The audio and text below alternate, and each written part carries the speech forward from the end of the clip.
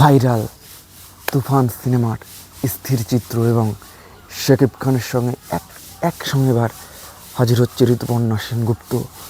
Already poster দেখে আপনারা একটা তীব্র উন্মাদনা ফিল করছেন এবং পোস্টার দেখে অলরেডি বুঝে গেছেন যে শাকিব খান এবং ঋতুপর্ণা সেনগুপ্ত তারা কি আসছে তুফান সিনেমাতে একসঙ্গে।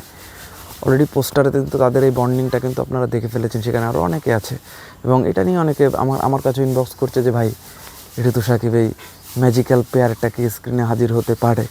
তো অলরেডি বলে রাখি, তারা এর আগে 2000 সালে পাল্টা আক্রমণ শিরোনামের একটা পাল্টা হামলা ছিল মেবি, তারা একটা সিনেমাতে একসঙ্গে অভিনয় করেছিল, যদিও তারা একে অন্যের বিপরীতে ছিলেন না। শাকিব খানের কোয়ার্টিস্ট ছিল মুনমুন এবং যে ছনির সিনেমাতে কিন্তু আমরা দেখেছিলাম কোয়ার্টিস্ট হিসেবে তার কোয়ার্টিস্ট ছিল অমিত হাসান। তো দীর্ঘ এই যে এতগুলো বছর কেটে গিয়েছে, তারপরে স্ক্রিনে একসঙ্গে যদি তারা একে অন্যের বিপরীতে হাজির হয়, তাহলে এখানে কোন লেভেলের অডিয়েন্সদের একটা ভালোবাসার জায়গা কাজ করবে আপনারা বুঝতে পারছেন। জাস্ট ইমাজিন করুন ভাই, শাকিব খান, ঋতুপর্ণা। এবং এই ছবিটা যদি আপনারা যদি দেখেন যে কয়েকটা ছবি ভাইরাল হচ্ছে, সেখানে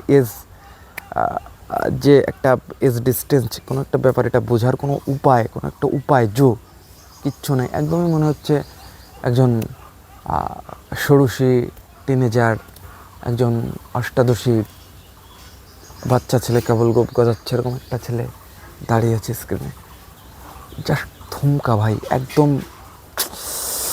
মানে এতটা অ্যাট্রাকটিভ লাগছে। এবং এই পেয়ারটা যদি হয়, আমি বিভিন্ন জায়গায় পোস্টে কমেন্ট করেছিলাম যে ভাই মিমির থেকে এখন অবধি ঋতুপর্ণা ফার বেটার। সেটা তার লুক, ফিটনেস বা গ্ল্যামার, আপনি অ্যাক্টিং ক্যাপাবিলিটি, মিমিকে নিয়ে নেন না ভাই।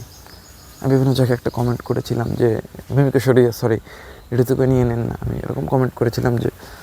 তো ভাবুন যে ঋতুপর্ণা যদি সরাসরি যদি হিরোইন না হয়ে যদি সে আসলে একটা ক্যামিও যদি দেয় সাকিবের সঙ্গে, যদি স্ক্রিনে যদি দেখা যায়, তো ভক্তদের আসলে মনে কী হতে পারে, ভক্তরা আসলে কী ভাবতে পারে ভাই। ভক্তরা তো ভাববে, তাদের আর্টিস্টকে নিয়ে তো তাদের তো আসলে ভাববার শেষ নেই। তো এটা একটা ম্যাজিক্যাল পেয়ার হতে পারে একদম ভাই, জমে যাবে পুরো।